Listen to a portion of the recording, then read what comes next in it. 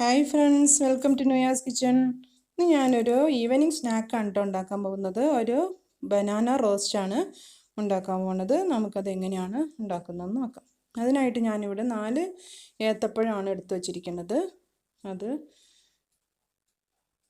നമുക്കതിലേക്ക് ആവശ്യമായിട്ടുള്ള സാധനങ്ങൾ: ഒരു മുക്കാൽ ഗ്ലാസ് തേങ്ങ ചിരകിയത്, അതുപോലെ കുറച്ച് കാഷ്യൂനട്ട്, കുറച്ച് കിസ്മിസ്, അതുപോലെ 1 ടേബിൾ സ്പൂൺ നെയ്യ് ആവശ്യമുണ്ട്. അതിനായിട്ട് നമ്മൾ ഒരു പാൻ അടുപ്പത്ത് വെച്ച് ചൂടാക്കിയിട്ട് അതിലേക്ക് 1 ടേബിൾ സ്പൂൺ നെയ്യ് ഒഴിച്ചു കൊടുക്കാം. അതൊന്ന് ഉരുകി വരുമ്പോഴത്തേക്കും നമുക്കതിലേക്ക് നമ്മൾ എടുത്തു വച്ചിരിക്കുന്ന ആ കാഷ്യൂനട്ടും കിസ്മിസും കൂടെ ഒന്ന് വറുത്തെടുക്കാം. അതിട്ടിട്ട് നന്നായിട്ടൊന്ന് വറുത്ത് വരണം. അതൊന്ന് ബ്രൗൺ നിറായി വരുമ്പോഴത്തേക്കും നമുക്ക് എടുത്തു വച്ചിരിക്കുന്ന തേങ്ങ ചിരകിയത് അതിലേക്ക് ഇട്ട് കൊടുക്കാം. അതും ഒന്ന് മിക്സായി വരുമ്പോഴത്തേക്കും നമുക്കതിലേക്ക് ഒരു 3 ടേബിൾ സ്പൂൺ പഞ്ചസാര ഇട്ട് കൊടുക്കാം. പഞ്ചസാര ഇട്ട് കഴിഞ്ഞാൽ പഞ്ചസാര ഒന്ന് മെൽറ്റായി വന്നാൽ മതി കേട്ടോ. തേങ്ങ വറുക്കൊന്നും വേണ്ട. പഞ്ചസാര ഒന്ന് മെൽറ്റായി വരുന്ന സമയം മാത്രം ഒന്ന് ചൂടായാൽ മതി. അതിലേക്ക് നമുക്കൊരു 1/4 ടീസ്പൂൺ ഏലക്കപ്പൊടി ഇട്ട് കൊടുക്കാം. ഏലക്ക ഞാൻ പഞ്ചസാരയും കൂട്ടി പൊടിച്ച് വെച്ചുകൊണ്ടാണ് അങ്ങനെ അത്ര എടുത്തത്. അത് ഇട്ട് കൊടുത്തിട്ട് നമുക്ക് നന്നായിട്ട് ഇതേപോലെ പഞ്ചസാരയൊക്കെ മെൽറ്റായി വന്നിട്ടുണ്ട്. നമുക്കത് തീ ഓഫ് ചെയ്യാം. ഇനി നമുക്ക് ആ പഴത്തിൻ്റെ ആ മുതുക് ഭാഗം എന്ന് പറഞ്ഞാൽ ആ പൊങ്ങിയിരിക്കുന്ന ഭാഗത്ത് നമുക്കൊന്ന് കീറിക്കൊടുക്കാം. മുകൾ മുതൽ താഴെ വരെ കീറി കൊടുത്തിട്ട് നമുക്കൊന്ന് അതിനൊരു നല്ല ഗ്യാപ്പ് ഉണ്ടാക്കി കൊടുക്കണം. എല്ലാ പഴത്തിൻ്റെയും അതുപോലെ ആ പുറകുവശത്ത് ഇതുപോലെ കീറി കൊടുത്തിട്ട് നമുക്ക് നന്നായിട്ട് പഴം തൊലി കളയാനേലും മുമ്പ് കീറണം കേട്ടോ. തൊലി കളഞ്ഞാൽ പഴം അങ്ങനെ കീറിയാൽ ഇതൊക്കെ നിറച്ച് വരുമ്പോഴേക്കും വേഗം വിട്ടുപോകും. അതുകൊണ്ട് നമ്മൾ തൊലി കളയാതെ തന്നെ ഇത് കീറിയിട്ട് നമുക്ക് അതിലേക്ക് നമ്മൾ ഉണ്ടാക്കി വെച്ചിരിക്കുന്ന ആ ഫില്ലിങ് ഫില്ല് ചെയ്ത് കൊടുക്കാം. ഇതുപോലെ കൈവച്ചങ്ങ് ഫില്ല് ചെയ്ത് കൊടുത്താൽ മതി. അപ്പോഴത്തേക്കും മാക്സിമം അതിൻ്റെ അകത്ത് കൊള്ളും. നന്നായിട്ട് തിക്കി നമ്മൾ കൈവച്ച് പ്രസ് ചെയ്ത് കൊടുത്ത് മാക്സിമം അതിൻ്റെ അകത്ത് കൊള്ളണം അത്രയും നമുക്ക് അതിൻ്റെ അകത്ത് വെച്ച് കൊടുക്കാം. ഉണ്ട് ഇങ്ങനെ കൈവച്ചിട്ട് ഒരറ്റം 2 മുകൾ മുതൽ താഴെ വരെയും അതുപോലെ അങ്ങ് വെച്ച് കൊടുത്ത് നന്നായിട്ട് പ്രസ് ചെയ്ത് കൊടുക്കാം.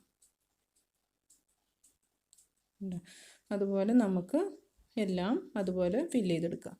നന്നായിട്ട് ഗ്യാപ്പ് ഉണ്ടാക്കി കൊടുത്തിട്ട് വേണോട്ട് വയ്ക്കാൻ. പഴം തൊലി ഉള്ളതുകൊണ്ട് കീറിപ്പോവില്ല.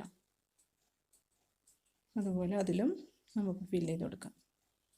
അതുകൊണ്ട് ഇപ്പം 4 ഞാൻ ഫില്ല് ചെയ്ത് വെച്ചിട്ടുണ്ട്. ഇനി നമുക്ക് ഇത് വറുത്ത് എടുക്കാനുള്ള മാവ് എടുക്കാം. അത് മൈദമാവാണ് എടുത്തിരിക്കുന്നത്. അതൊരു 1/4 കപ്പ് മതിയാകും. അതിലേക്ക് നമുക്ക് ആവശ്യത്തിന് ഉപ്പിട്ട് കൊടുക്കാം. അതുപോലെ മധുരം വേണമെന്നുണ്ടെങ്കിൽ ഒരു 2 ടീസ്പൂൺ പഞ്ചസാരയും കൂടി ഇട്ട് കൊടുക്കാം. പിന്നെ നമുക്കതൊന്ന് കുഴച്ചെടുക്കണം. അതിനായിട്ട് പച്ചവെള്ളം ഒഴിച്ച് നമുക്ക് ഒരുപാട് ലൂസാക്കി കുഴക്കരുത്. അത് ഈ പഴം ഇങ്ങനെ കീറിയിരിക്കണോണ്ട് നമുക്ക് അതിൻ്റെ അകത്ത് പൊടി പിടിക്കണമെങ്കിൽ കുറച്ച് ടൈറ്റായിട്ടിരിക്കണം. അതുകൊണ്ട് ഒരുപാട് ലൂസാക്കാതെ മാവ് കുഴച്ചെടുക്കണം. ഈ ഒരു പരുവത്തിൽ എടുത്താൽ മതി. ഒരുപാട് ലൂസായി പോയാൽ അത് മാവ് പിടിക്കില്ല. ഇനി നമുക്ക് ഈ പഴം വേണമെങ്കിൽ കട്ട് ചെയ്തെടുക്കാം. ഇങ്ങനെ വേണമെങ്കിലും പൊരിച്ചെടുക്കാം, അല്ലെങ്കിൽ കട്ട് ചെയ്തിട്ടും പൊരിച്ചെടുക്കാം. അത് തൊലി കളയണം. തൊലി നമുക്ക് കട്ട് ചെയ്യണമെങ്കിൽ കട്ട് ചെയ്തതിന് ശേഷം തൊലി കളഞ്ഞാലും മതി കേട്ടോ. ഞാനിതിപ്പോൾ നേരത്തെ കളഞ്ഞതേ ഉള്ളൂ. 2 3 നമുക്ക് കട്ട് ചെയ്തിട്ട് പൊരിച്ചെടുക്കാം. മുഴുവനെ പൊരിച്ചാൽ നമുക്ക് ഇത് ബുദ്ധിമുട്ടായിരിക്കും. അത് ഒത്തിരി വലിയതാകുമ്പോൾ എടുക്കാനും കഴിക്കാനൊക്കെ ബുദ്ധിമുട്ടായിരിക്കും. അതുകൊണ്ട് നമുക്കിത് മുറിച്ചിട്ട് തന്നെ പൊരിച്ചെടുത്താൽ മതി. ഇതുപോലെ തൊലി കളയാം. ഒരു ബാക്കിൽ നിന്നൊന്ന് കട്ട് ചെയ്ത് കൊടുത്തിട്ട് തൊലി കളയണമായിരിക്കും ഈസി. ഇനി നമുക്കൊന്ന് 2ആയിട്ട് മുറിച്ചെടുക്കാം. മുറിക്കുമ്പോൾ നമുക്ക് തൊലി കളയാതെ തന്നെ മുറിക്കാനുണ്ട് കുറച്ചുകൂടെ ഈസി.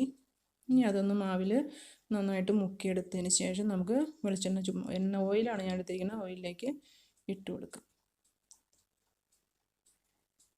അങ്ങനെ ഇട്ട് കൊടുത്ത് നമുക്കത് പൊരിച്ച് കോരിയെടുക്കാം. ഇതിപ്പോൾ ചെറിയ പാത്രമാണ്. ഓരോന്ന് ഇട്ട് കൊടുത്താലും മതി. ഇതിപ്പോൾ ഞാൻ 2 ഇട്ട് കൊടുക്കുന്നുണ്ട്. ഓരോന്നിട്ട് പൊരിച്ച് കൊടുക്കണമായിരിക്കും നല്ലത്. മറിച്ചിടാനൊക്കെ ഈസി ആയിരിക്കും. ഇതിപ്പോൾ 2 ആകുമ്പോഴത്തേക്കും മറിച്ചിടാനൊക്കെ ഇച്ചിരി ബുദ്ധിമുട്ടുണ്ടാവും.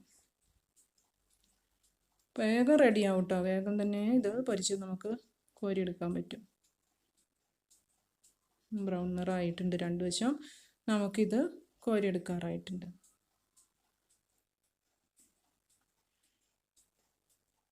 നമുക്ക് പാത്രത്തിലേക്ക് മാറ്റാം. അതുപോലെ അടുത്തതും എടുത്ത് ഓരോന്നോരോന്നായിട്ട് പൊരിച്ചെടുക്കാം. ഒരുപാട് നമ്പർ ഇല്ലാത്തതുകൊണ്ട് നമുക്ക് ഓരോന്ന് വളരെ പെട്ടെന്ന് തന്നെ പൊരിച്ചെടുക്കാം.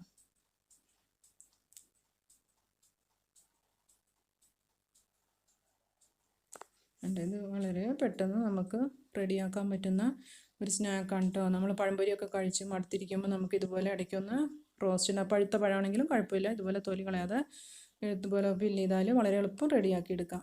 നിങ്ങളെല്ലാവരും ഇതുപോലെ ഉണ്ടാക്കാറില്ലെങ്കിൽ ഇതുപോലെ ഉണ്ടാക്കി നോക്കണം. ഇഷ്ടപ്പെട്ടാൽ ലൈക്ക് ചെയ്യണം, അതുപോലെ കമൻ്റ് അറിയിക്കണം.